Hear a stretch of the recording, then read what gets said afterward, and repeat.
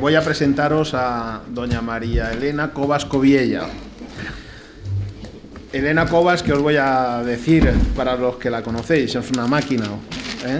Es una máquina, profesora titular de Derecho Civil de la Universidad de Valencia. Le he dicho que antes iba a disculparme públicamente porque me invitó a un congreso de innovación docente, terminé hablando de la NECA y no hablé nada de mi ponencia, con lo cual no sé si le habrán abierto expediente o no sé lo que habrá pasado, pero bueno, como ya está.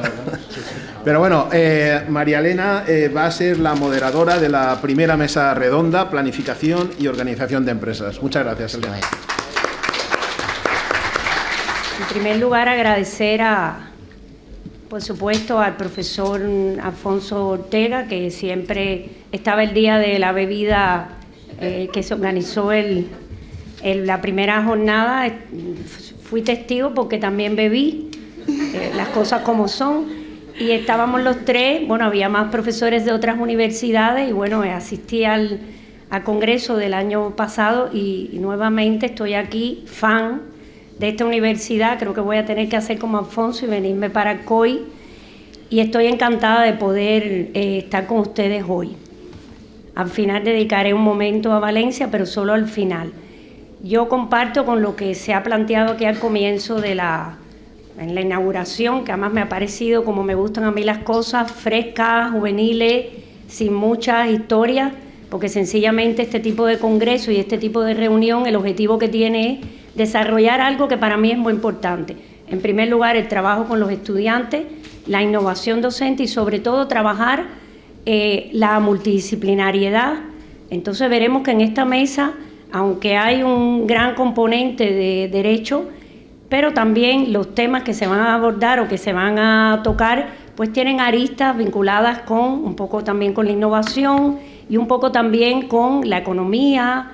Y bueno, y es específicamente una mesa que a mí me gusta porque el tema de empresa, que no lo trabajo, salvo empresa familiar, me parece que es necesario. Me parece que el papel que tiene que jugar la empresa, como soy de derecho civil, me encanta la propiedad privada, y creo que la propiedad privada y el desarrollo de la empresa es el sostenimiento de la economía de un país.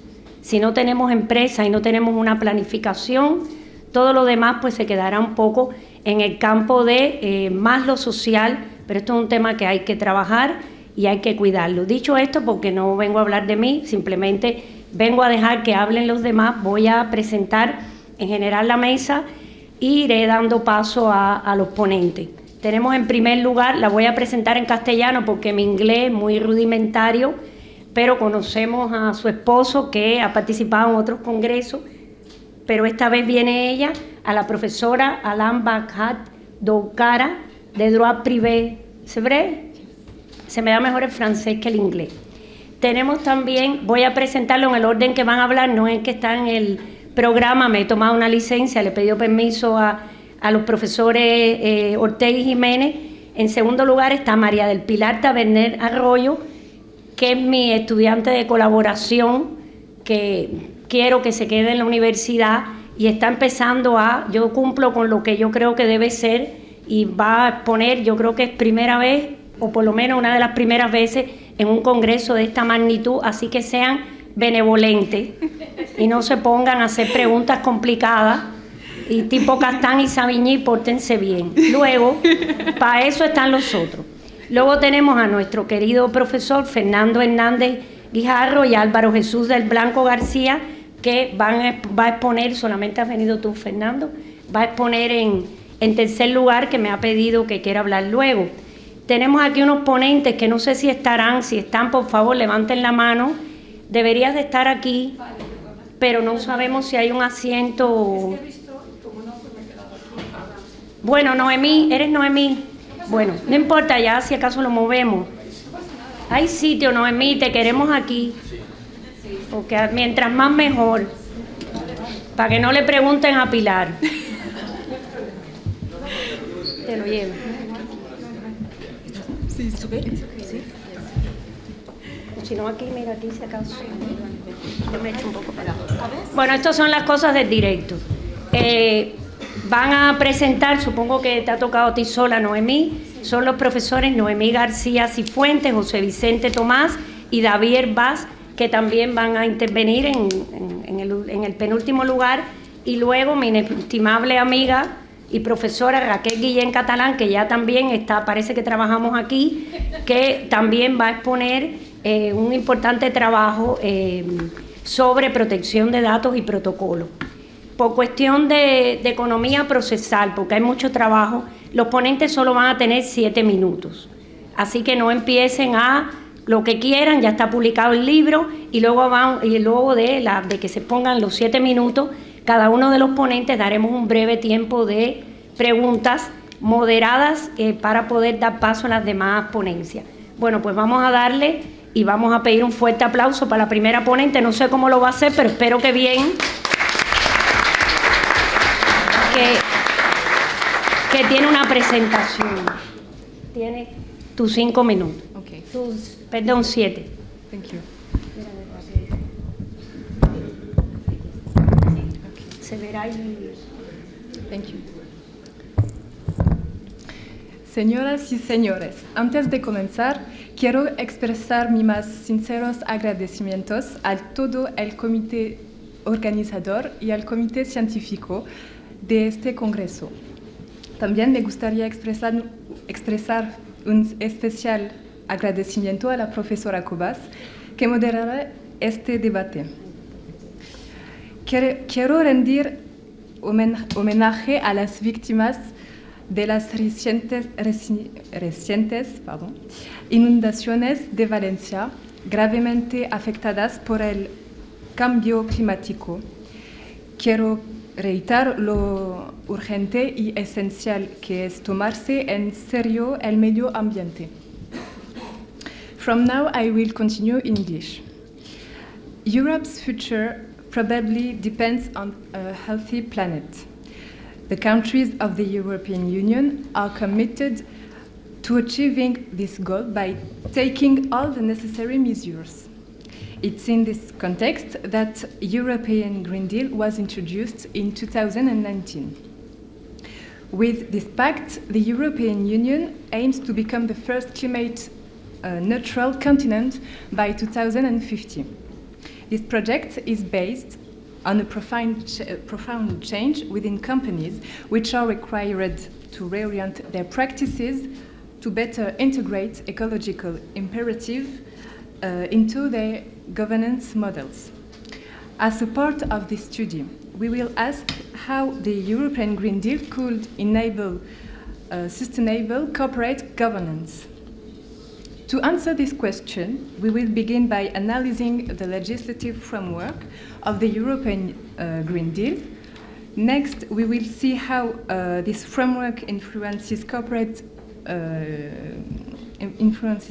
governance. And finally, we will discuss the role of compliance law in this sustainability dynamic. So, one of the first rulings on ecological protection was handed down by the European Court of Justice in 2005. Following this judgment, a directive on the protection of the environment through criminal law was adopted because criminal sanctions are necessary to combat serious ecological offenses. The European Green Deal is based on a legislative framework that affects many sectors.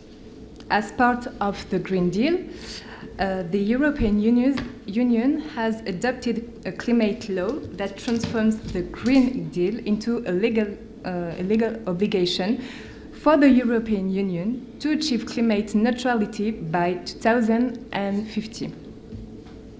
This objective is legally binding and is based on an impact assessment carried out by the European Commission. New directives have been adopted as part of the European Green Deal. For example, the European Union has strengthened legislation to combat greenwashing by adopting 2 directives. The first aims to improve consumer information on the sustainability of products, and the second provides a stricter framework for environmental labels, ensuring greater transparency. From now, we will study the sustainable corporate governance in light of the European Green Deal. Companies are not just about maximizing profits. They are now at the core of the fight against climate change. Corporate governance must evolve to take full account of ecological issues, and some industries, such as fashion, have begun to adopt circularity strategies by recycling materials. But not all sectors are making the necessary efforts. That's why the European Union is tightening the rules for these industries. The ruling of the Court of The Hague against the oil company Shell in 2021 is a landmark example of how companies can now be held legally responsible for their contribution to climate change. It requires companies to review their practices to align with ambitious environmental objectives, such as those set by the European Green Deal.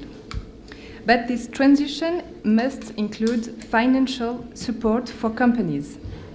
The cost of the continent's ecological transition would amount to investments of several billion euro a year to achieve carbon neutrality by 2050. To achieve this, the European Union will need to revolutionize its budget. For example, the post-COVID economic recovery plan was made possible by exceptional loans, even though the European Union cannot normally go into debt. The European Union must be given the possibility of contracting a common debt to meet the challenge of ecological transition. Considering that companies are subject to state rules and to rules established internally, we will study sustainable corporate governance through compliance law.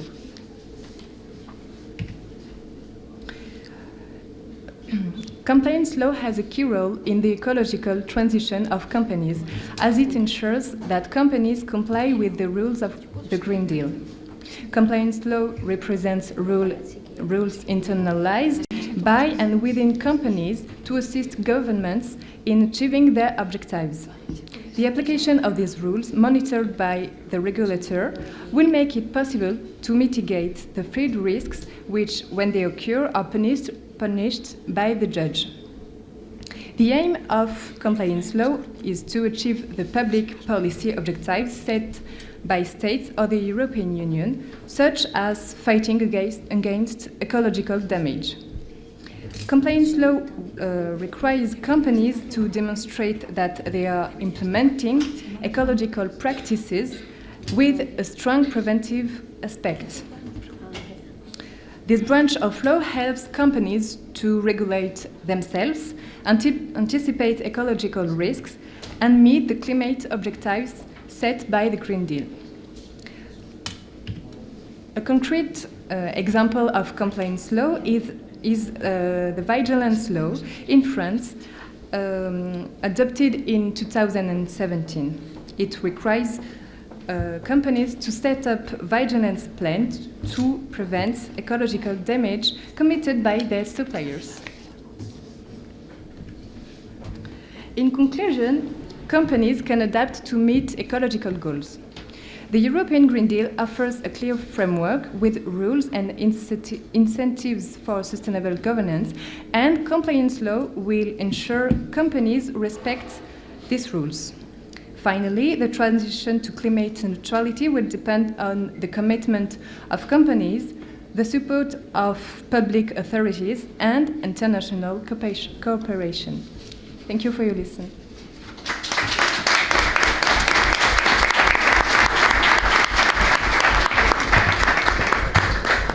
Bueno, le damos las gracias porque la brevedad es muy importante y se te ha entendido perfectamente. Y bueno, luego daremos un turno de preguntas. Ahora vamos a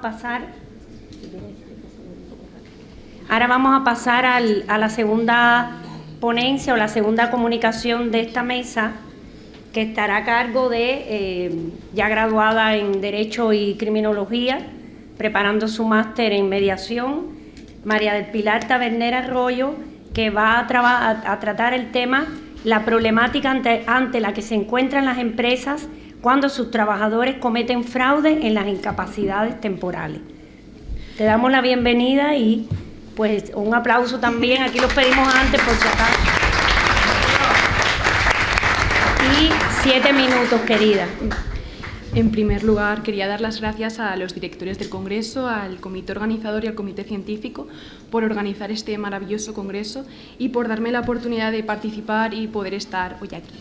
Y bueno, como adelantaba María Elena, como pueden ver, yo les voy a hablar del fraude que cometen algunos trabajadores aprovechando la situación de incapacidad temporal que se encuentra definida en el artículo 169.1 de la Ley General de la Seguridad Social, a la que todos los trabajadores tienen derecho cuando, por enfermedad o por accidente laboral, no pueden desarrollar sus funciones o tareas asociadas a su puesto. Si ustedes consultan las estadísticas podrán ver cómo realmente el número de trabajadores que cada año incurren en esta situación de incapacidad temporal no es cuestión baladí, sino que, por ejemplo, en el año 2023 más de 500.000 trabajadores estuvieron en esta situación en la Comunidad Valenciana y a nivel estatal más de 6 millones de trabajadores estuvieron en esta situación. Esta situación finaliza en el momento en que el trabajador se recupera tanto a nivel físico como mental y por lo tanto puede volver a desarrollar las tareas y labores que requieren su puesto de trabajo. Y aunque esto es lo que legalmente se establece, realmente encontramos como hay trabajadores que cometen fraude. ¿Cuándo un trabajador puede cometer fraude? Pues yo he identificado 3 supuestos. En primer lugar, cuando, tras haber mejorado de esta enfermedad o de este accidente laboral, el trabajador de forma voluntaria y de forma consciente decide alargar el periodo en el que se encuentra en situación de incapacidad temporal. En segundo lugar, cuando se solicita una baja laboral por una enfermedad que resulte inexistente y, junto con este segundo supuesto, la tercera posibilidad de fraude sería cuando, además de solicitar la baja por una enfermedad inexistente, el trabajador de forma simultánea está trabajando por cuenta propia o por cuenta ajena.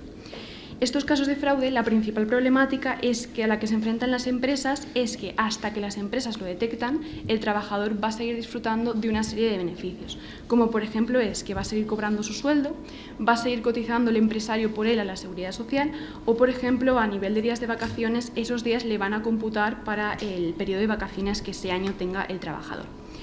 Es evidente que este fraude tiene un impacto negativo para las empresas y además es un impacto generalizado ya que afecta a múltiples aspectos de la empresa. En primer lugar, por ejemplo, a la producción. El hecho de que tengamos trabajadores de baja y además unas bajas fraudulentas va a suponer que la empresa tenga menos trabajadores y por lo tanto el nivel de producción disminuya. O bien que los trabajadores, por ejemplo, tengan que cubrir los turnos de aquellos trabajadores que están de baja, si es que el empresario no quiere contratar nuevos trabajadores. Y a nivel económico también encontramos cómo va a afectar a la empresa porque si baja la producción vamos a tener unos menores ingresos en el caso de la empresa, pero también encontramos, como he comentado, que el empresario va a tener que seguir pagando la prestación al empleado y además va a tener que cotizar por él a la Seguridad Social. Sin embargo, el principal problema en este caso, como ya adelantaba, es la detección del fraude, ya que resulta muy complicado. Entonces, ¿qué opciones tiene la empresa o el empresario cuando tenemos sospechas de un posible fraude? En primer lugar, destacar cómo el Estatuto de los Trabajadores, en el artículo 24, otorga al empresario la posibilidad de que si éste tiene un trabajador que falta de forma reiterada al trabajo alegando una determinada enfermedad o dolencia, el trabajador puede pasar por un reconocimiento médico del servicio médico de la empresa en donde se verificaría si esta enfermedad realmente existe o no. Y en caso de que el trabajador se negase a dicho reconocimiento médico, podría suspenderse los derechos económicos de este trabajador. En segundo lugar, también destacar cómo la Ley General de Seguridad Social, en su artículo 175.1a, establece que el derecho al subsidio por incapacidad temporal podrá ser denegado, anulado o suspendido cuando el beneficiario ha actuado de forma fraudulenta o bien para obtener o para conservar dicha prestación. Estos dos supuestos que he planteado pueden ser denunciados por el empresario ante el INS. Esta denuncia se hace a través de un modelo de denuncia que se puede adquirir de forma presencial en las oficinas del INS o bien de forma telemática en la página web, y conforme a la Ley de Procedimiento Administrativo Común de las Administraciones Públicas se puede presentar tanto de forma presencial en las oficinas como de forma telemática como por correo postal. Sí que es verdad que la denuncia precisa de determinados datos, como por ejemplo es la identificación del empresario y su firma, ya que no se admiten denuncias anónimas, y la identificación, por ejemplo, del supuesto trabajador que creemos que está cometiendo un fraude. Pero, como indicaba, realmente la gran dificultad es la detección para las empresas de este fraude. Claro, realmente para hacer frente a este hándicap con el que se encuentran las empresas, una buena opción es la contratación de los servicios de un detective privado, ya que a través de los servicios de este pueden detectar que verdaderamente el fraude existe y además tener prueba suficiente de ello. En concreto, el artículo 23 del Estatuto de los Trabajadores, su literalidad nos señala que el empresario podrá adoptar las medidas que estime más oportunas de vigilancia y control para verificar el cumplimiento por el trabajador de sus obligaciones y deberes laborales. Específicamente, el detective privado, las labores o lo que le podría prestar a la empresa serían sus servicios de seguimiento y control y, posteriormente, una vez que ya ha finalizado sus servicios, un informe en donde va a detallar y va a acreditar todo aquello que demuestre que el trabajador está cometiendo fraude. No obstante, debe tenerse en cuenta que la labor del detective está sujeta a diferentes limitaciones. En primer lugar, conforme al artículo 48.2 de la Ley de Seguridad Privada, para que un detective pueda aceptar un encargo tiene que haber, por una parte, interés legítimo y además sospechas fundadas de que se está cometiendo el fraude. En este caso, el interés legítimo se encuentra más que justificado porque entre el empresario y el trabajador existe un contrato entre ellos, una relación laboral. Entonces, aportando ese contrato, este interés legítimo estaría justificado. El segundo de los límites que encontramos en el artículo 48.1a de la Ley de Seguridad Privada es que el detective, durante sus labores de seguimiento y control, no puede entrar en lugares privados o, por ejemplo, en los domicilios. En relación a este punto o a este límite, me gustaría destacar cómo a los tribunales ha llegado la cuestión de si el jardín anexo a la vivienda se considera o no domicilio. Y es que el Tribunal Supremo, en sentencia 380/2023 de 25 de mayo, entendió que sí que se consideraba domicilio. ¿Por qué? Porque tú al jardín únicamente puedes entrar o bien con el consentimiento del titular o bien, en este caso, con autorización judicial. En tercer lugar, la actuación del detective, el tercer límite que tiene, es que en todo caso debe de estar guiada por la proporcionalidad. Y por último y en cuarto lugar, en todo momento debe de garantizarse la protección de datos del trabajador. Hay que tener en cuenta que aquí estamos manejando datos que podríamos calificar como sensibles, ya que se trata de datos de salud. Por lo tanto, tal y como estableció, por ejemplo, el Tribunal Superior de Justicia de Cantabria en sentencia 564/2022 de 15 de julio, este tribunal declaró nula la prueba del detective porque la empresa que contrató directamente al detective le había proporcionado a este el historial médico íntegro del trabajador que estaba en la mutua. Entonces, claro, os dijeron en este caso no era nada legal y por lo tanto se declaró nula. En conclusión, y para finalizar, como pueden ver, cada año un gran número de trabajadores incurren en esta situación de IT, algunos de ellos cometen fraude y sin duda esto está afectando gravemente a las empresas. Como he indicado, no es nada sencillo detectar este fraude. Entonces, la prueba del detective privado sin duda sería una gran herramienta para las empresas, ya que, como he comentado, el detective, cuando finaliza sus servicios, aportará un informe a la empresa en un informe en donde tendrán vídeos, fotos, etcétera, lo cual será para la empresa tendrá tres ventajas, porque en primer lugar pueden constatar que verdaderamente está existiendo este fraude, en segundo lugar tienen prueba suficiente como para fundamentar el despido y en tercer lugar, si se llegase a la vía judicial, además el detective podría actuar como perito ratificando dicho informe. Muchas gracias.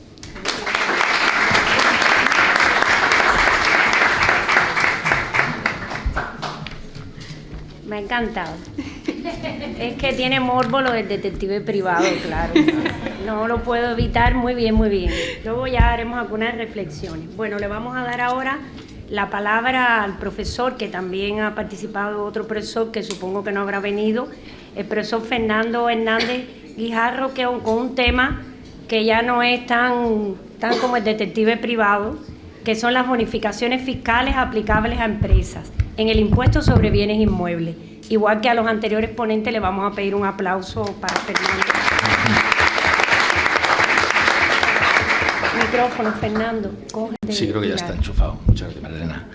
Hola, buenos días a todos. Bueno, quiero comenzar dando las gracias a los organizadores de este congreso, a Antonio, que he tenido el gusto de conocer hoy, a mi amigo Alfonso, que conozco desde hace muchos años y que es un ejemplo de profesor y gran amigo. Felicitar también o dar las gracias al Ayuntamiento pues porque ha contribuido a que esto se pueda organizar, como se ha dicho en la inauguración del Congreso, y bueno, a la Universidad Politécnica, de la que yo soy profesor en la sede de Valencia y en la cual me encuentro, llevo 7 años nada más, pero estoy muy a gusto y la verdad es que me tratan con mucho cariño. Lo primero que quiero decir es que estoy muy de acuerdo con el título del Congreso, me parece muy interesante hablar de Derecho, Economía, Empresa e Innovación Docente, ¿vale? Sobre todo las 3 primeras, porque estoy con Antonio, yo soy también multidisciplinar, me encanta porque muchas veces la solución en nuestro campo de la ciencia puede venirnos por soluciones que por analogía de otros campos podemos aplicar en el nuestro, ¿no? Yo tengo el gusto de tener conocimientos de ambos, de Derecho y Economía, y por eso defiendo cuando estoy con los de Derecho que tenemos que saber Economía y cuando estoy con los de Economía que tenemos que saber Derecho, ¿no? De hecho, no existiría mercado sin unas reglas jurídicas y no existiría Estado de Derecho si no hubiera mercado, porque al final son las empresas y los emprendedores los que pagan los impuestos o los sueldos de los que pagan los impuestos para mantener el Estado de Derecho, ¿de acuerdo? Así que estoy totalmente de acuerdo y, bueno, por supuesto, en la empresa las dos funciones son fundamentales. La economía, por supuesto, para realizar la actividad y el derecho para tener una seguridad jurídica de que cuando vendo una cosa la voy a cobrar y si no, habrá un respaldo jurídico, véase condena judicial, para que yo cobre ese importe, ¿no? En definitiva, gracias y voy a comenzar ya con mi ponencia, que la he denominado, pues eso, las bonificaciones fiscales a empresas en el impuesto sobre bienes inmuebles. ¿Por qué? Bueno, pues parto de 3 premisas, ¿vale? Las bonificaciones fiscales, para los que habéis estudiado, me refiero a los que están de la mitad para atrás, porque esto es igual en todos los campus de todas las universidades, no sé por qué los alumnos tienden a ponerse hacia el final.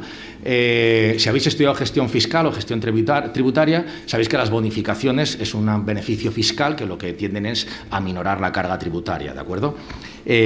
Las empresas suelen tener inmuebles donde realizan su actividad, ¿de acuerdo? Y por lo tanto pagan el impuesto sobre bienes inmuebles, impuesto municipal. Por lo tanto, conocer las bonificaciones que puede tener mi municipio para los inmuebles sobre los que yo tengo que pagar impuestos y, por lo tanto, atenuar mi carga fiscal es una cuestión que a lo que es la planificación y organización de la empresa, que es el título que lleva este conjunto de mesas, es altamente interesante. Como saben, en el sistema tributario español existen distintos beneficios o incentivos fiscales. Tenemos las reducciones de la base imponible. Bueno, primero las exenciones, ¿de acuerdo? Las exenciones les puede sonar, es cuando se da el hecho imponible, pero el legislador, por cualquier circunstancia, saca de tributación esa circunstancia, ese hecho que estaba inicialmente sujeto a gravamen, pero que el legislador lo saca de tributación. Luego tenemos las reducciones, ¿no? Sujeto, pero que el legislador, por la circunstancia que sea, que luego veremos que tiene que tener una causa detrás, minora la base imponible para que esa reducción no tribute. Y luego tenemos las bonificaciones y las deducciones que se aplican a nivel de cuota. El IBI, como les había dicho antes, es un impuesto municipal y es el que normalmente a las empresas más peso en cuanto a carga tributaria tienen muchos más impuestos, tienen el impuesto sobre sociedades, el IVA, etcétera, etcétera, pero el IBI, en tanto que tienen un local, llámese desde un bajo hasta una nave y una fábrica, ¿de acuerdo? Junto con el IAE, sobre todo para las grandes, es el impuesto más importante que tienen que asumir y, por lo tanto, la carga tributaria municipal que más peso específico tiene. A partir de ahí vamos a centrarnos ya en lo que son las bonificaciones. Las bonificaciones, si buscamos en la Ley General Tributaria, no nos da una definición exacta de lo que es. El artículo 56.5 nos dice que la cuota líquida será el resultado de aplicar sobre la cuota íntegra, entre otras, las bonificaciones. Es decir, sabemos que es un beneficio fiscal que se aplica y por su tipicidad, que veremos ahora después, su tipificación, básicamente es un porcentaje de reducción de la cuota líquida, de la cuota íntegra para pasar a la cuota líquida, ¿de acuerdo? El establecimiento de cualquier bonificación, y con ello extensible también a reducción, deducción, etcétera, siempre tiene que estar sujeto a reserva de ley, ¿de acuerdo? El artículo 31.3 de la Constitución, que es el que establece la reserva de ley para establecer tributos, ¿de acuerdo? Obviamente, para que se no se pague el tributo que se ha establecido por ley, tiene que haber una excepción con una norma de rango de ley. No puede ser un reglamento el que establezca una exención, dado que si la ley sujeta a tributación un hecho, un reglamento no puede quitar el hecho imponible establecido por ley por una cuestión de jerarquía normativa y además reforzado por el artículo 31.3 de la Constitución, que, insisto, establece el rango de ley para la creación de tributos por el principio de autoimposición. ¿De acuerdo? Primero, reserva de ley, luego también la generalidad. El principio de generalidad también lo tenemos en el artículo 31.1 de la Constitución, que dice que todos, ¿vale?, contribuirán al sostenimiento de los gastos públicos de acuerdo con bla, bla, bla, bla. El todos significa que todos, la generalidad de los ciudadanos, debemos de contribuir. Claro, una bonificación exceptúa el deber de contribuir, pero no es inconstitucional, ahora veremos también por qué, siempre que sea general. Es decir, que si se establece, por ejemplo, como hay una bonificación a las familias numerosas, en el IBI de las familias numerosas, en los ayuntamientos, pueden aprobarlas. Si se establece por la circunstancia de familia numerosa que está dentro de la Constitución la promoción de la familia, en uno de los preceptos, no va a ser inconstitucional. Lo que sería inconstitucional es que quebrara el principio de generalidad, es decir, que dijeran, por ejemplo, solo las familias numerosas que sean hinchas del equipo de fútbol. ¿Cuál es el de Alcoy? Alcoyano. Pues que sean del Alcoyano, y a lo mejor alguien de aquí es del equipo X y no, mira, tú es que no eres del Alcoyano, no te podemos aplicar la bonificación. Eso sería inconstitucional por la vía de la generalidad, ¿de acuerdo? Y deben de obedecer todas las bonificaciones a o una cuestión de interés general, ¿de acuerdo?, o a unos principios o valores constitucionales que respalden la implantación de la misma. Es decir, la arbitrariedad no le cabe al legislador para establecer bonificaciones. Tiene que haber detrás, como digo, un principio, un valor o un interés general que en las siguientes que vamos a ir comentando verán ustedes que siempre hay detrás del establecimiento de esa bonificación algún interés general o principio o valor constitucional. Centrémonos ya entonces en la Ley de Haciendas Locales, en el impuesto de IVA, y vamos a ver qué bonificaciones tenemos y qué podríamos aplicar en nuestra empresa. Empieza en el artículo 71 de la Ley de Haciendas Locales, vuelve a repetir otra vez la misma definición que da la Ley General Tributaria, es decir, no dar una definición, sino decir que se aplican entre la cuota íntegra y la cuota líquida. Destacar que en el ámbito estatal, en el sistema tributario español, por el principio de reserva de ley, nosotros tenemos 3 niveles territoriales, ¿no? Los más importantes son el Estado, la comunidad autónoma y las haciendas locales. De estos 3, solo 2 tienen potestad legislativa, es decir, solo 2 pueden crear impuestos, el Estado y la comunidad autónoma. Los municipios no tienen potestad legislativa, la tienen reglamentaria. Lo que dictan los municipios son ordenanzas y en el ámbito tributario ordenanzas fiscales. Ergo, y esa naturaleza, la norma de ordenanza tiene naturaleza de norma reglamentaria, por tanto no pueden crear impuestos los ayuntamientos. Pueden desarrollar la Ley de Haciendas Locales, que ahora veremos, en este caso, en el caso de las bonificaciones, establece unas bonificaciones que son obligatorias y otras que son potestativas, es decir, queda en la mano del municipio, a través de su ordenanza, implementar bajo el marco de la Ley de Haciendas Locales esas bonificaciones si quiere, no tiene por qué. ¿De acuerdo? La ley le habilita, ya será entonces el municipio, el Consejo de Gobierno y el resto de concejales y tal, que en el Pleno quieran aprobar o no esas bonificaciones. Las obligatorias tenemos 3. La primera son los bienes inmuebles pertenecientes a empresas de urbanización, construcción o promoción inmobiliaria. ¿De acuerdo? Esta se aplica imperativamente, por lo tanto, si hay una empresa de esta naturaleza, que sepa o debe de saber que tiene derecho, porque es una bonificación rogada. Rogada significa que la empresa la tiene que pedir, el ayuntamiento no la va a aplicar automáticamente. Pero si la empresa que pertenece a este sector tiene inmuebles desde que empieza la construcción y hasta 3 años después, puede acogerse a esta bonificación que puede llegar hasta entre el 50 y el 90%, que lo determinará, como digo, la ordenanza fiscal, puede solicitarla y que se le apliquen. Esto obedece a que para una empresa de construcción un inmueble no es un activo, es una existencia, ¿de acuerdo? Porque precisamente las promotoras construyen casas, no las tienen como una nave, una empresa fabril, que es su ubicación donde tienen las máquinas, sino que yo lo que hago es fabrico casas, son mis mercaderías, y entre tanto las vendo, que no se me aplique el IBI con su todo específico, porque claro, les puede destrozar. Haces una finca y la promotora, en tanto no vende las viviendas, pues puede tener, como digo, derecho a esta bonificación. Tenemos también bonificaciones a los bienes rústicos de las cooperativas agrarias y de explotación comunitaria de tierras, ¿de acuerdo? Esto son para las cooperativas que están bajo la Ley 2090. Vamos a tener también, y ahora ya empiezo con las potestativas, y por lo tanto significa que son bonificaciones que solo en la medida en la que el ayuntamiento y cada ayuntamiento, si las quiere aprobar y las establece, se aplicarán, y si no las aprueba, no se establecen y por lo tanto no existen. Pueden haber dos municipios colindantes donde en uno sí que existe la bonificación y en el otro no, ¿de acuerdo? La primera de ellas es los bienes inmuebles urbanos ubicados en zonas rurales que no dispongan o dispongan de unos servicios públicos de inferior calidad o infraestructuras y equipamiento a las áreas consolidadas del municipio. Aquí podría darse que una fábrica que se ha establecido a lo mejor a las afueras de un municipio donde no hay asfalto, no hay iluminación pública, ni siquiera servicio de recogida de basuras, etcétera, y que lo tiene que contratar ella, ¿vale? Pudiera el ayuntamiento establecer un tipo de bonificación dado que no presta los mismos servicios que los que se encuentran en el centro del municipio con todas sus infraestructuras, ¿de acuerdo? También, por ejemplo, cuando se da un catastrazo, que algunos lo conocemos porque lo hemos sufrido en nuestras propias carnes, como diría aquel, es cuando la gerencia territorial del catastro realiza una nueva ponencia, ¿de acuerdo?, y otorga nuevos valores catastrales a los bienes inmuebles de un municipio. La base imponible del IBI es el valor catastral, ¿de acuerdo? Entonces, en la medida en la que a mí la gerencia territorial determina unos nuevos valores, obviamente siempre hacia arriba, y me van a cambiar la base imponible hacia arriba, a elevarla, mi cuota va a ser muy superior a la que tenía en años anteriores. Bueno, pues esto puede ser que sea por petición del municipio o a veces por el propio catastro a iniciativa propia o por lo que sea. Ahí el ayuntamiento, ante una previsión de una subida brutal o incrementada muy importante en el IBI, puede establecer bonificaciones para que la subida sea gradual, es decir, que no de un año para otro, pues un piso, por ejemplo en Alcoy, paga 300 euros de IBI, pegan una subida del 40% del valor catastral, pues le va a subir un 40% el recibo de IBI. Entonces el ayuntamiento puede establecer esa bonificación para que el incremento sea gradual y no sea tan doloroso de un año para otro, ¿no?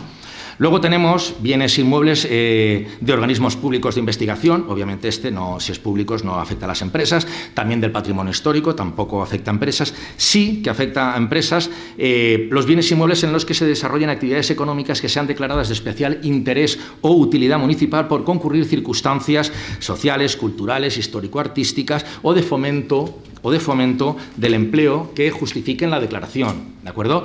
Eso puede ser un incentivo que el equipo de gobierno municipal diga, oye, a mí me interesa que se implanten aquí, yo sé que hay un grupo que quiere implementar algún tipo de estas actividades por la zona, si en la negociación yo acuerdo establecer una bonificación, a lo mejor se implanten en mi municipio y no en el de más allá. O sea, piensen que los impuestos no solamente son un instrumento para el sostenimiento de los gastos públicos, sino también una herramienta, lo dice la Ley General Tributaria, no es cosecha propia, ¿de acuerdo? Un instrumento de política económica, de incentivar o desincentivar actividades, ¿de acuerdo? De ahí que un municipio pudiera ofrecer una bonificación para las empresas que tienen este tipo de actividades y, por supuesto, de interés municipal, ¿no? Que se creen aquí el fomento de empresas o socioculturales, etcétera, como también desincentivar. Piensen ustedes que, por ejemplo, hay impuestos creados ad hoc para desincentivar ciertas actividades, como las que contaminan o alcohol, tabaco, etcétera, ¿no? Que se quieren desincentivar por la vía tributaria su consumo. Ya vamos concluyendo, tenemos también bienes de características especiales, los que he citado anteriormente de familia numerosa, y vamos a terminar ya con los que sí que afectan a las empresas, por ejemplo, a los bienes inmuebles que dispongan de sistemas de aprovechamiento de energía solar para autoconsumo. Aquí puede aplicarse una bonificación, es decir, reconocerla al ayuntamiento hasta el 50%. Pues oye, si un municipio quiere que sus empresas, sus industrias, se fomente el autoconsumo, ¿de acuerdo?, pues puede hablar con ellas y, oye, llevar la propuesta de la ordenanza, negociarla con los grupos de la oposición o si tiene mayoría absoluta o lo que sea, aprobarla y eso ser un incentivo, ¿no? Porque evidentemente cuesta, la instalación cuesta, lo que pasa es que, bueno, luego pues entre la energía que te genera y este tipo de incentivos fiscales puede ser altamente rentable a nivel de la empresa para su planificación y organización. Y por último también, porque esto también ahora está muy de moda, los bienes inmuebles en los que instalen puntos de recarga para vehículos eléctricos. Pues también puede haber alguna empresa en el municipio que tenga pensado renovar la flota de vehículos. Pues bueno, el pensarse entre un combustible fósil o uno eléctrico, en la medida en la que esto puede suponer un beneficio fiscal, pues puede interesar. Obviamente estas dos debe de tener la homologación de la administración pública. No es cualquier placa solar ni cualquier enchufe, ¿de acuerdo? Tiene que ser una instalación que esté homologada, por lo tanto habilitada por la administración, etcétera, etcétera. Y por mi parte, ya no tengo nada más que decir y quedo a disposición de las preguntas que quieran formularme cuando sea el momento. Muy bien, muy bien.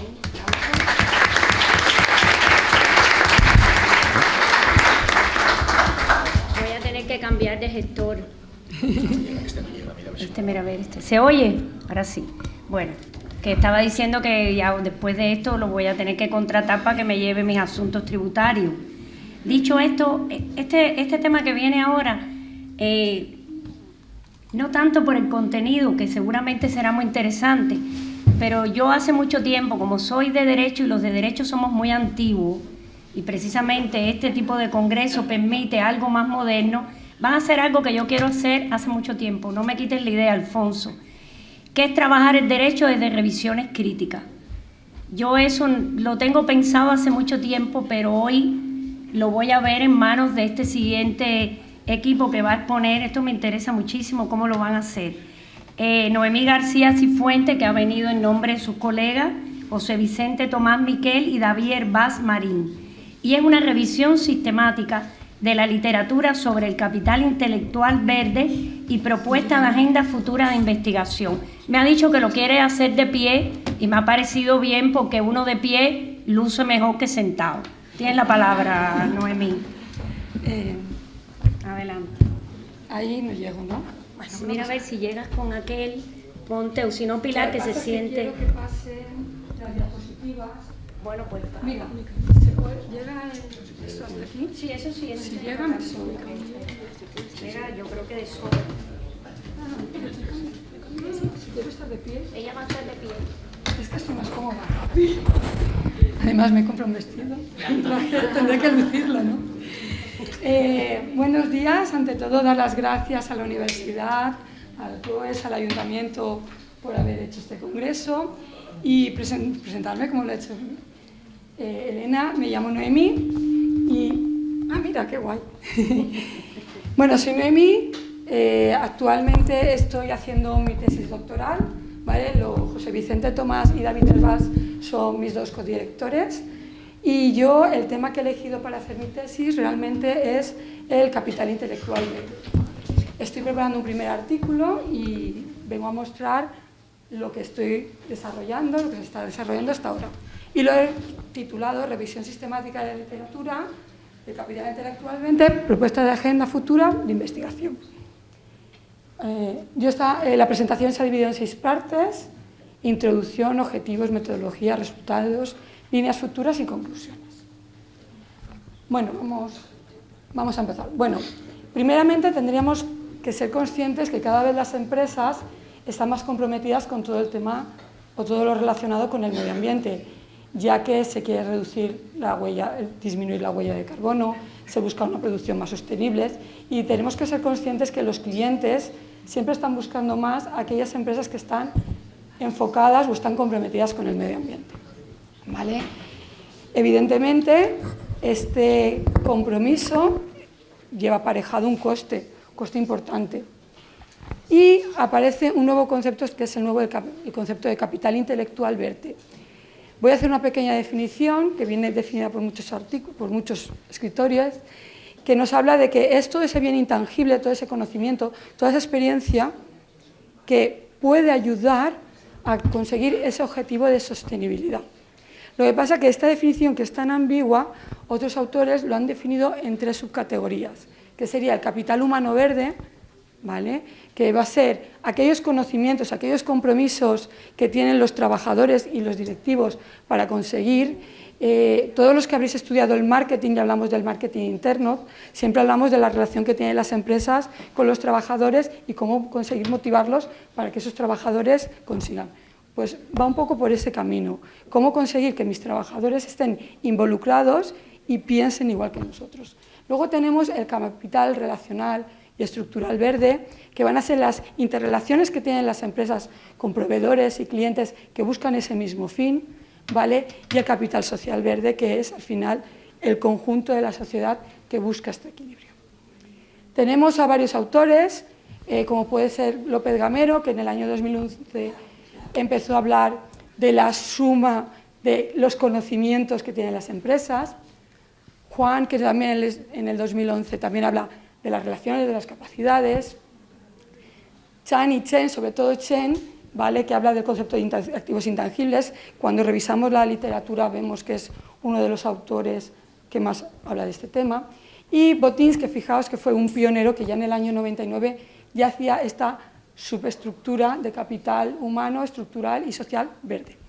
¿Vale?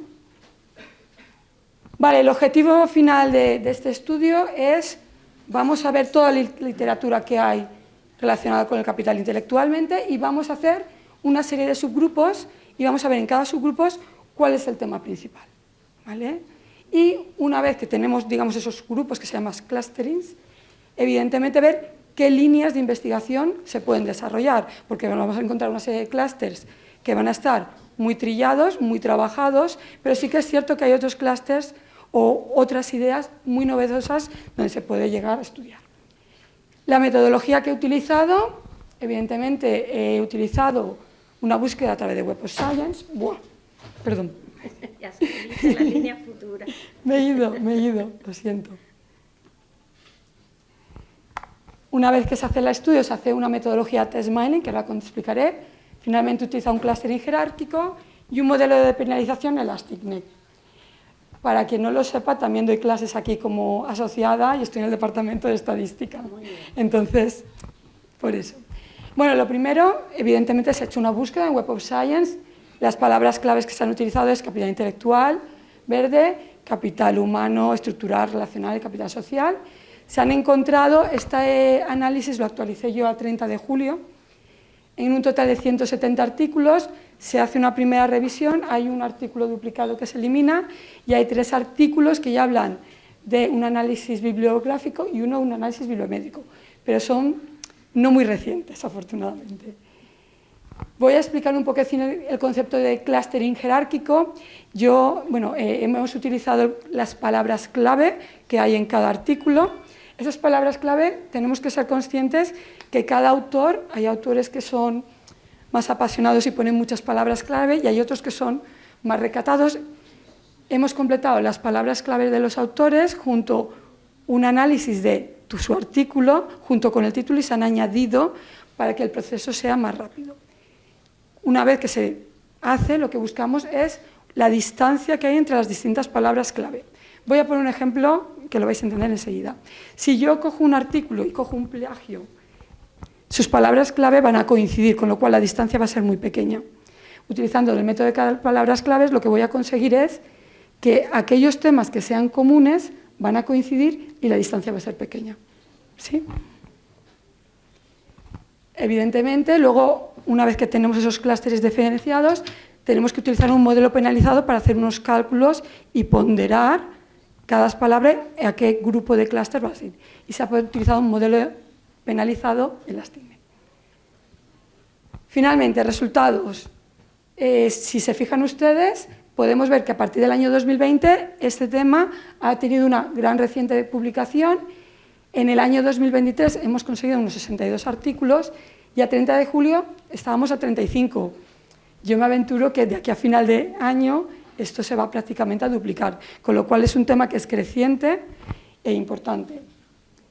El programa que he utilizado ha sido el RStudio y este es el clustering jerárquico y aquí estaría la diferenciación de los 5 clústeres. Como esto explicarlo es muy complejo, voy a hacer aquí el resumen.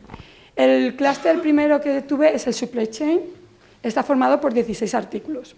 El concepto de supply chain es no simplemente el transporte que hay desde una empresa hacia los puntos de venta.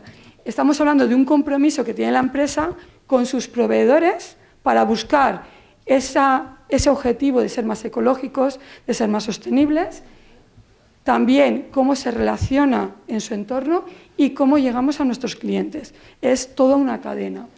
Si pueden observar que solo se han detectado 16 artículos y prácticamente casi todos son de China, por no decir todos, ¿vale? En todos los clústeres, todos los artículos, los 165, todos tienen una relación directa con el capital intelectual 20 desde distintas variables. Unas pueden ser moderadoras, otras mediadoras, eso es un nexo común en todos, pero yo lo he diferenciado como objetivo principal de cada uno. El segundo clúster estamos hablando del Environmental Performance, ¿vale? Aquí nos encontramos 35 artículos, al igual que antes, todos están relacionados. Esto realmente, aunque esté en inglés, estamos hablando del desempeño. Las empresas buscan, por un lado, un desempeño económico y también buscan un desempeño ecológico. Y a medida que hemos ido leyendo todos estos artículos, aparece hasta un tercer desempeño, que es un desempeño social, que está pendiente aún de desarrollar. El tercer clúster se llama innovación verde. Todo el mundo tiene claro el concepto de innovación, pero estamos, como bien dice la palabra verde, es porque estamos buscando un fin ecológico. Ya no solo en la producción de bienes que sean sostenibles, sino en la adopción de maquinaria o elementos de nueva tecnología que me permiten ser más sostenible y contaminar menos. Todo ello hablamos de la innovación. A ver cómo lo explicaría yo. Bueno, la innovación de mi producto que sea ecológico para que la gente lo compre más, ¿vale? Explotadora, y la innovación exploratoria, es decir, voy a buscar todo aquel conocimiento que haga que mi proceso de producción sea más sostenible. Si voy muy... Vale. Luego, finalmente, el clúster número 4, que está formado por 45 artículos, que hablamos de responsabilidad social y de ventaja competitiva. Es muy importante, la responsabilidad social ya no solo abarca al tema de la gerencia o el equipo directivo, también abarca a los mismos trabajadores. Y ventaja competitiva tanto con mi competencia para que la gente me elija a mí como empresa, como para obtener mayor beneficio, etc. Y finalmente hablamos del capital humano verde como un quinto clúster porque vamos a analizar todos los conceptos de los recursos humanos. Dentro del clúster de capital, este quinto clúster, tenemos como 6 áreas, área de formación, área de involucración, incluso área de retribución, que son importantes para las empresas. Como líneas futuras, he cogido una pequeña pincelada. Evidentemente hay que analizar diferentes sectores, ¿vale? Hay que ir a distintos países. Por ejemplo, en el tema de España encontramos muy pocos artículos y están todos relacionados con la industria vinícola. Pues tenemos ahí campo para trabajar, ¿vale? También deberíamos analizar el macroentorno. El macroentorno está cambiando. Pueden cambiar también todo lo que está relacionado con la responsabilidad social. Ahora mismo está marcado un tipo de responsabilidad, pero a medida que va pasando el tiempo puede cambiar. Podría poder estudiar las diferentes dimensiones que no están desarrolladas del todo dentro del capital humano verde. Dentro de la palabra desempeño aparece el nuevo desempeño social que no está totalmente desarrollado. Yo he puesto esta diapositiva y en la parte superior he puesto en qué clúster podría desarrollarse. Fijaos que en este apartado sí que solo se desarrollaría el clúster 2, pero en la gran mayoría, bueno, y en este 5, estamos hablando que casi todos los clústeres se podrían desarrollar, con lo cual tenemos una buena línea de investigación. Y finalmente, como conclusión, por no poner los nombres he puesto un dibujito. Supply chain tenemos que ampliar, hay muy poca documentación, realmente está todo en China, creo que es un buen campo. Evidentemente, cuando hablamos del segundo clúster tenemos que estudiar esta nueva dimensión, ¿vale? En el tercer clúster, la importancia de la nueva innovación, de estar siempre a la última, de adaptar la nueva tecnología que me haga más sostenible y más ecológico. En el cuarto, que hablamos de responsabilidad de ventaja competitiva, importante involucrar siempre a no solo a los gerentes, también hay que involucrar a los trabajadores para conseguir ese fin. Y finalmente, en el último clúster, deberíamos analizar todas las áreas de negocio que está dentro del Departamento de Recursos Humanos. Y bueno, muchas gracias por todo.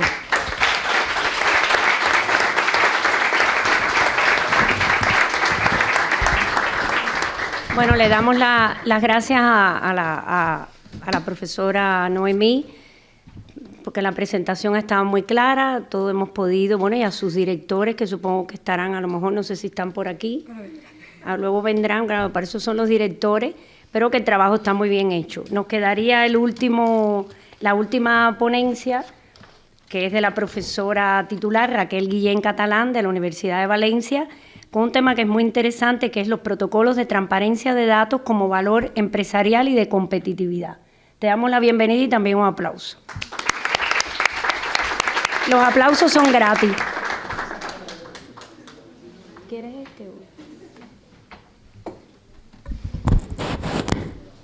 Buenos días a todos. Muchísimas gracias, María Elena, por la presentación. También se nota que somos amigas y, como no, empezar brevemente con el agradecimiento a la Universidad Politécnica, a este campus, a la alcaldía y a los profesores Jiménez y Ortega por hacer un año más posible este congreso. Estoy encantada. Lo que pasa es que si digo que me quiero venir aquí también va a ser overbooking, entonces yo creo que... ¿Cabemos todos? Vale, pues entonces también me postulo como los demás. Estoy encantada. Pues nada, brevemente, la ponencia la tienen escrita, como bien decía la profesora Cobas, es Protocolos de transparencia de datos como valor empresarial y competitividad. Como no me quiero alargar y quiero hacerla de forma muy sistemática, porque si no los compañeros de la siguiente mesa no van a tener tiempo y sobre todo no vamos a llegar al almuerzo, que yo sé que será en hora, como siempre, conociendo al profesor Jiménez y Ortega. Resumirlo, ¿por qué este tema? Este tema se basa en 3 pilares fundamentales de las líneas de investigación que estoy llevando. Por una parte, protección de datos, por otra parte, transparencia y por otra parte, orden público económico.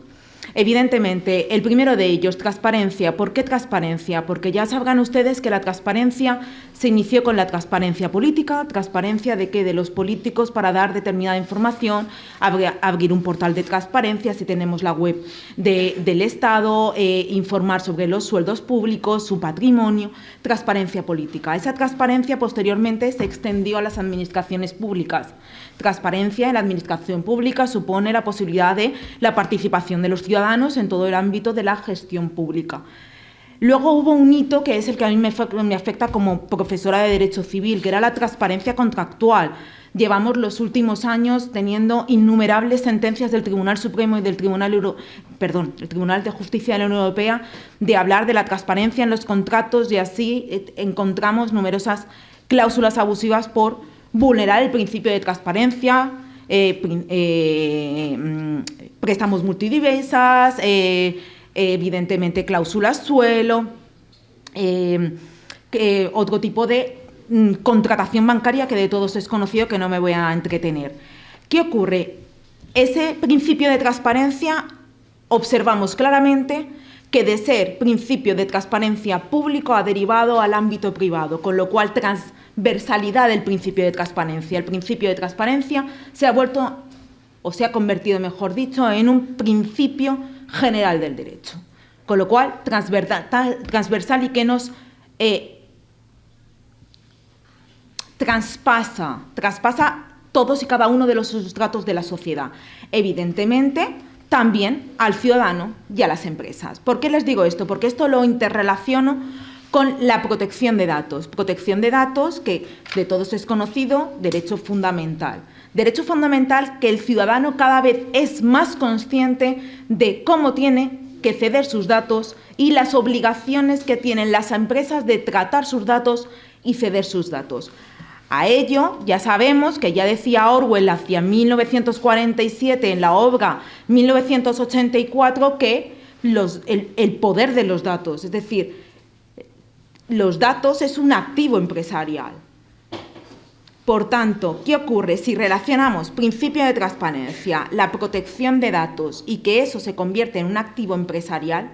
Evidentemente, para sustentar un sistema económico de seguridad jurídica, tanto para el ciudadano como la empresa, una de las opciones interesantes son los protocolos de protección de datos. ¿Qué intentamos hacer con los protocolos de protección de datos? Pues la misma manera es una una responsabilidad social corporativa, igual que se hicieron protocolos de publicidad o protocolos de comercio electrónico por parte de las empresas. ¿Qué se pretende con esta pequeña comunicación? Trasladar la importancia que tenemos tanto las empresas a efectos de dar confianza, un sello de calidad hacia el ciudadano para que compre sus productos o para que invierta en sus empresas, si son plataformas electrónicas, es decir, no solamente para la contratación de productos, sino para la prestación de servicios. Entonces se convierte en un activo verdaderamente empresarial y además, como decía la profesora García, un desarrollo empresarial y además social. Unimos ambos campos.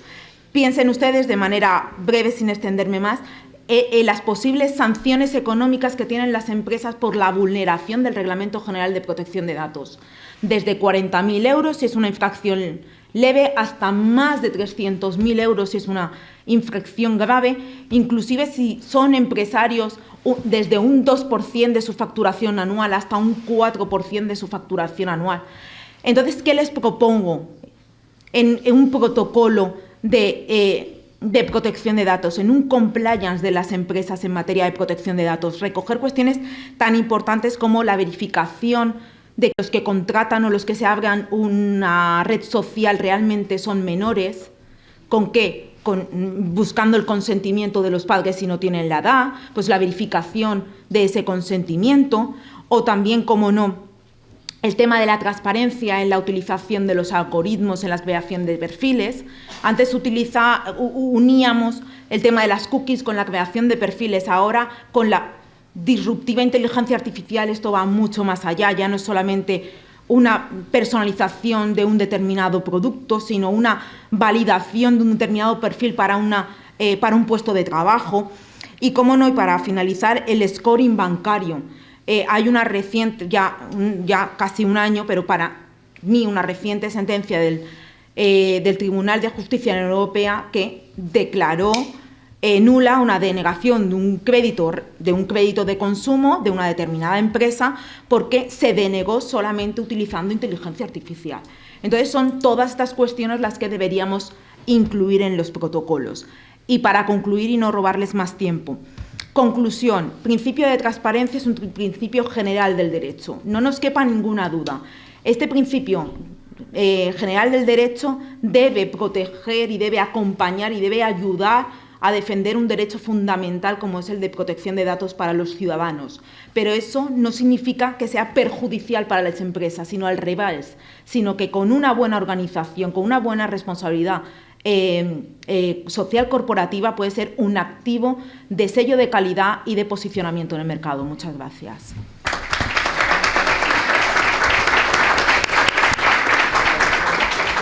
Muchísimas gracias, profesora Guillén. En aras del tiempo solo le he preguntado a los directores y me han dicho que 2 preguntas. Si alguien quiere formular alguna pregunta, Alfonso, por favor. Bueno, va, dale. ¿Nadie quiere preguntar nada? Bueno, hay una vamos de la atrás, vamos a dejar el de atrás. A ver, que se identifique y se ponga de pie. Me imagino que será un estudiante, ¿no? Sí, sí. Pues a ver, luego tú, Alfonso. Hola, buenos días. ¿Se Buenas. escucha, no?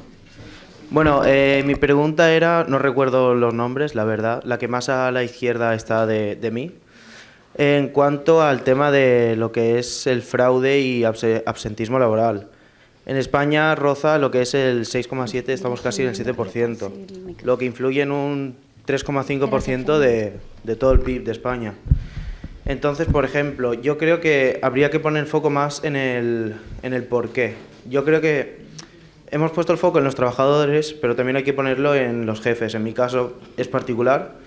Yo estuve de baja en una empresa el año pasado y nada más yo avisar que me iban, o sea, porque era una operación y iba a tener una baja, me despidieron. Entonces, si yo hubiese denunciado, habría sido improcedente y nulo, pero no lo hice porque había una relación más, por así decirlo, cercana entre el jefe y decía que no se lo podía permitir. Entonces yo creo que debería de haber un control más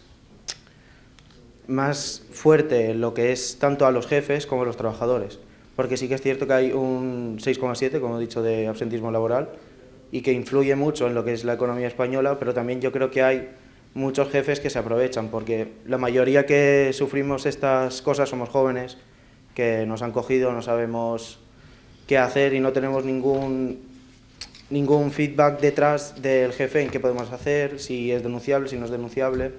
Entonces mi pregunta sería sobre si habría alguna institución, habría algún medio en el que los jóvenes pudiéramos saber más nuestros derechos, porque obviamente en las clases damos FOL, pero hay muchas cosas que después en lo que es la vida real no sabemos cómo afrontarlas, porque obviamente el jefe está en un puesto superior a nosotros, nos vemos inferiores a ellos y no sabemos cómo afrontarlo. Gracias. Gracias. Bueno, en primer lugar, agradezco tu pregunta. Y la verdad, a ver, sobre información que podéis tener, seguro que Ministerio de Trabajo y demás, ahí podréis tener suficiente información sobre vuestros derechos y demás. Lo que comentabas tú, claro, evidentemente, pues hay jefes que, claro, que seguro que se aprovechan y demás. Yo, en mi caso, la comunicación iba más asociada o vinculada a aquellos trabajadores que sí que cometen el fraude. Es decir, me explico. Por ejemplo, imagina que a ti te operan del pie, tú a los 6 meses estás bien, pero dices, no quiero volver, y estás 4 meses más en tu casa, tranquilamente, ya estás bien y demás. Porque esto, aunque pueda a lo mejor parecer ciencia ficción, existe. Recientemente, esta semana, por ejemplo, leía una sentencia del Tribunal de Justicia del Tribunal Superior de Justicia del País Vasco, que era un trabajador que llevaba meses de baja, no recuerdo cuál era la enfermedad que alegaba, pero era una enfermedad que en pocos meses se preveía su curación, y sin embargo este señor se iba a jugar al golf perfectamente, y el detective que hizo lo siguió, demostró todo y demás. Lo que pasa es que, por ejemplo, en este caso, el error que hubo es que el club de golf era un club de golf privado, entonces ahí dijeron prueba detective nula porque usted se ha metido en un lugar reservado. Entonces, sí, lo que me comentas, claro, entiendo vuestra posición, y yo lo que os diría es que, claro, vosotros en los módulos de FP y demás entiendo que dais FOL, que ahí os dan una pequeña introducción y que os gustaría tener más información. Yo lo que os remito es a portales como, por ejemplo, Ministerio de Trabajo y demás, seguro que ahí hay algún sitio de preguntas frecuentes y podréis tener información, o si no, en cualquier caso, a alguno de los profesionales que seguro que os podrán ayudar y orientar. Y en cualquier caso, yo creo que también se pueden hacer denuncias. Hay un portal donde se pueden denunciar, por ejemplo, conductas abusivas de los jefes. Sí. Bueno, perfecto. Gracias.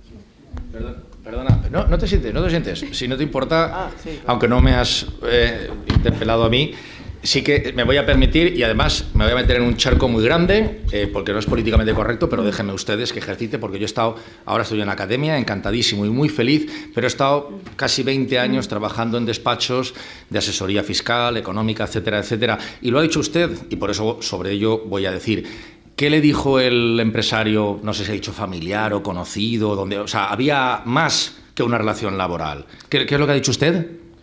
Me dijo que... No se lo podía permitir. Sí, la empresa no se lo podía permitir. Mire, noticia de ayer. Llevamos 81 subidas de impuestos en lo que va de legislatura y ahora se están tramitando otras 46 subidas de impuestos, 46 más 81, superando con creces las 100, en lo que va de los últimos 6 años, ¿de acuerdo? Esos impuestos... que evidentemente muchos, la inmensa mayoría, van a los empresarios, van mermando el margen en actividades muy maduras, como pueden ser fabriles o tal, donde hay mucha competencia y el margen se gana beneficio por la rotación del producto. ¿De acuerdo? Mercadona gana mucho, pero no porque tenga un margen, sino porque vende muchísimo. Y a pocas pesetitas que ganas por vender una cosa, si vendes muchas cosas, al final tienes un beneficio. ¿De acuerdo? Pero el beneficio industrial es ridículo, a lo mejor invirtiendo en deuda pública de algún país ganarían más y con total seguridad diciendo, bueno, es deuda pública, ¿de acuerdo? Entonces, lo que tenemos que ser conscientes también, y obviamente fraudes hay en ambos lados, porque la compañera ha puesto varios ejemplos, es que el que se vayan creando impuestos y subiendo indefinida y sostenidamente en el tiempo es inviable. ¿De acuerdo? Tengo familiares en el sector financiero. La gente se está yendo a Portugal, que no hay ni que cruzar el charco. O sea, ayer daban noticias de que ya hay 2 grandes fondos de inversión que están invirtiendo en el mercado inmobiliario para alquiler, que no son asesinos ni criminales, quieren ganar dinero, pero para eso se arriesgan. Porque cuando un empresario pone su patrimonio, si gana, ay, fíjate, se está forrando. Ya, pero cuando pierda, perderá hasta su casa. ¿De acuerdo? Y con esto de la DANA vas a ver cuántos empresarios de los municipios arrasados van a tener que perder hasta su casa y despedir a la gente, obviamente, no porque son unos buitres asesinos, sino porque las circunstancias son las que son, ¿de acuerdo? Entonces hay que ser conscientes también que la carga tributaria en la que se está incrementando de forma salvaje, porque más de 100 en los últimos años, y uno lo había visto en la historia. Somos uno de los países con la presión fiscal más elevada del mundo. Entonces, mientras sigamos así, el empresario que no pueda, le va a tener que decir a un familiar: es que no me lo puedo permitir. O sea, es que no me da para contratar. Porque luego a ti te pagarán X, pero luego la seguridad social, X más un 30%, etcétera, etcétera, etcétera. Han subido las cotizaciones, van a seguir... O sea, es decir, que sean también ustedes conscientes de que el empresario es un señor como cualquiera de nosotros. Es más, seguramente a lo mejor tienen algún familiar, no muy lejano, que aunque sea es un empresario, es un emprendedor, que tenga un kiosco, sea un taxista. Si al taxista le suben la gasolina a lo bestia y le suben la cotización social, ¿qué va a hacer con el tacógrafo? Decir, mire, la bajada de bandera en 4 euros, mañana son 10, es que si no, no me lo puedo permitir. Ya ves, ya no puedo subir en taxi, lo han subido. No, este señor quiere comer también. Entonces, veamos también todos los lados y seamos conscientes que el sistema tributario es imprescindible, ¿vale? Pero tiene un límite y la gente al final, si los cuecen, se van. Insisto, noticia en estos días, gente que se está alargando, de los que no se han ido ya, porque aquí al final creo patrimonio, grandes fortunas, herencias, luego me invento otro que querían inventarse, que menos mal que parece que se va a quedar atrás, tal. Pues oye, chicos, si aquí me cueces, me voy a Portugal, que total, como hace el hermano del presidente, está a 30 kilómetros de donde trabajo, ¿me entiendes? Bueno, a ver. O sea, quiero decir que el hermano tiene... No, por nada. Es decir, es Fernando ya. No, yo sé. Pero ejemplo. a ver, lo que ha preguntado... No, Bueno, lo he dicho... Yo también soy de la academia, pero forma parte de mi derecho como moderadora de la mesa parar ahora mismo un momentito, ¿no? Porque yo lo que quiero decir es que el estudiante lo que ha preguntado es que qué puede hacer, y el pobre se está poniendo rojo porque de pronto, de verdad, luego yo creo que es más oportuno que luego es una pequeña... No le estoy quitando la libertad a nadie. A mí me encanta la libertad, pero, bueno, tú lo sabes, pero vamos a luego que el pobre que está aquí parado, escuchando, y el único que ha hecho es una simple pregunta. Luego, Fernando, tú puedes hablar con él privadamente en el café y darle también tu tarjeta. Te damos las gracias, Fernando. Gracias. No, es que me empiezo a poner muy nerviosa. El joven estudiante que ha tenido la valía de preguntar, el profesor Alfonso quiere preguntar también.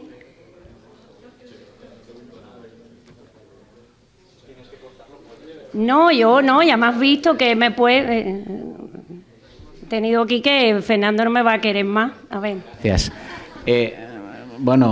Felicitaciones a todos los comunicantes.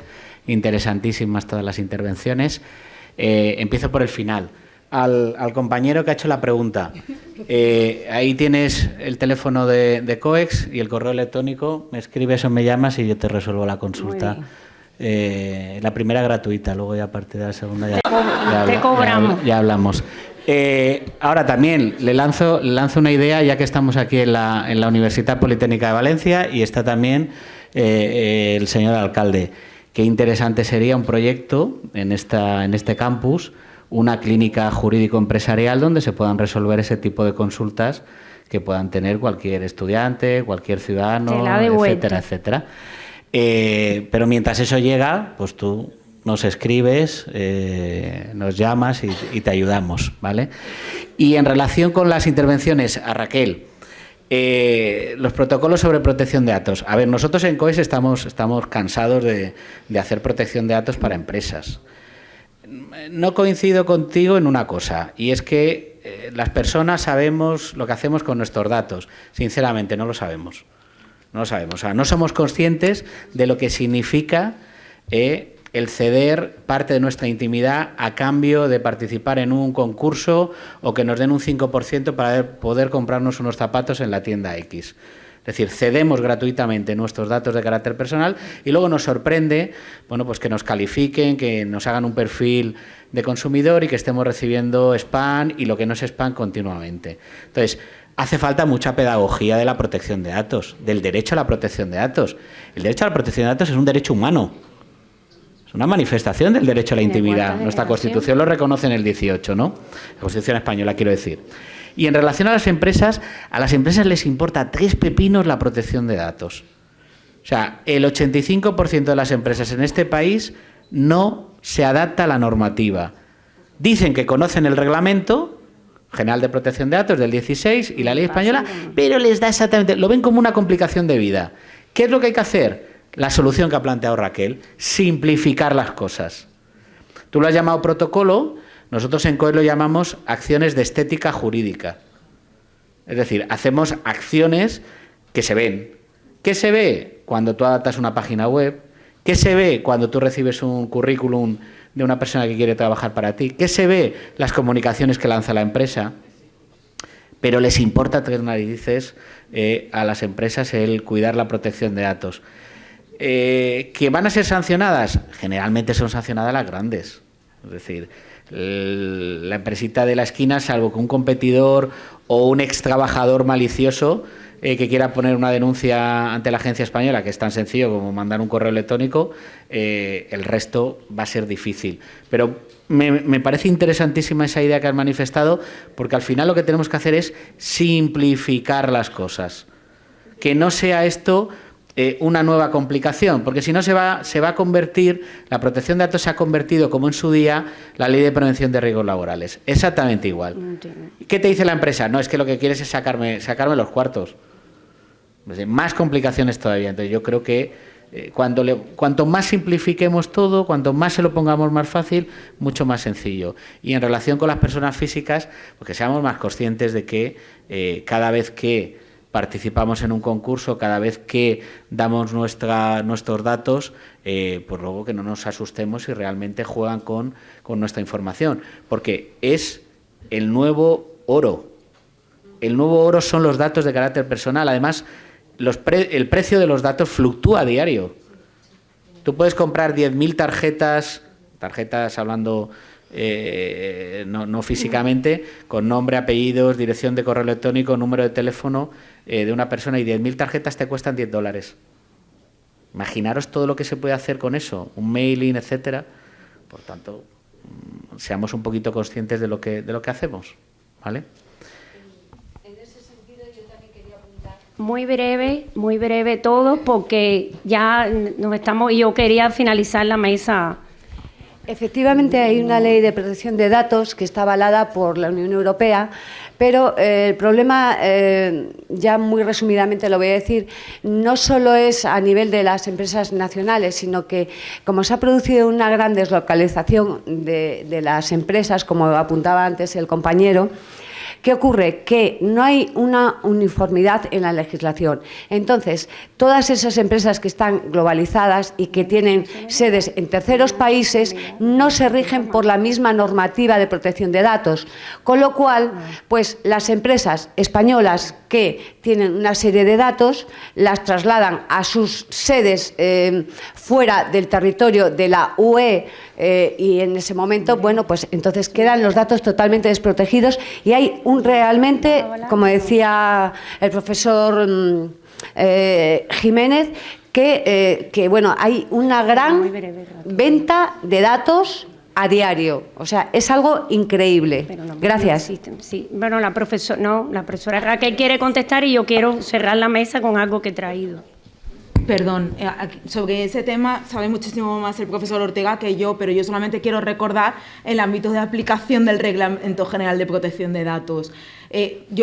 Pues inicialmente podría compartir con ustedes esa afirmación, pero desde el Reglamento General de Protección de Datos, evidentemente la armonización dentro de la Unión Europea es total, salvo determinadas y fuera respecto de la aplicación de la utilización de los datos, ya no solamente como filiales, como establecía la antigua directiva, sino ahora simplemente con que el ciudadano viva dentro de la Unión Europea, conforme al artículo 3 y 4, ¿no era, Alfonso?, también se le aplica el Reglamento General de Protección de Datos, con lo cual el ciudadano europeo está protegido no solamente con las empresas españolas, europeas, sino exteriores.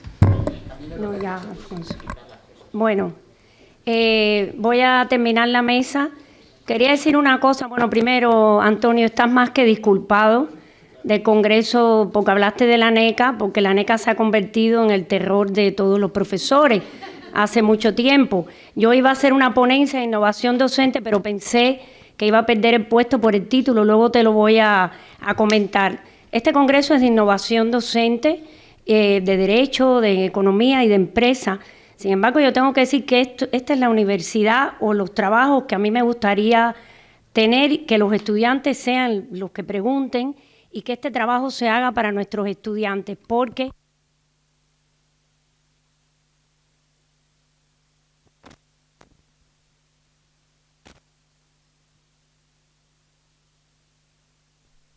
yo llevo ya llevo toda mi vida dedicada a enseñar. Siempre he enseñado y a mí realmente, como diría mi madre o como me dijo mi madre en su momento, a mí solo me importan los alumnos. Toda la vida, y llevo mucho tiempo ya en Valencia y he estado ahora y vivo en Valencia cuando lo de la DANA. Y yo cuando algunas personas no apuestan por nuestros jóvenes y por nuestros estudiantes, estamos cometiendo un gran error y yo lo quería decir aquí. No había dicho nada del minuto de que se hizo al principio porque yo había traído un poema para estos días tan duros para los valencianos y yo ya me considero valenciana. Bueno, tengo la vecindad civil valenciana, no voy a llorar en la nacionalidad española. Es un poema de Bécquer que lo leo de vez en cuando la muerte nos azota como es, porque las pérdidas materiales, el que ha perdido cosas es un problema, pero el que ha perdido la vida, y voy a leer solamente un fragmento porque es muy largo. A mí la verdad que me encanta la poesía, incluso más que el derecho.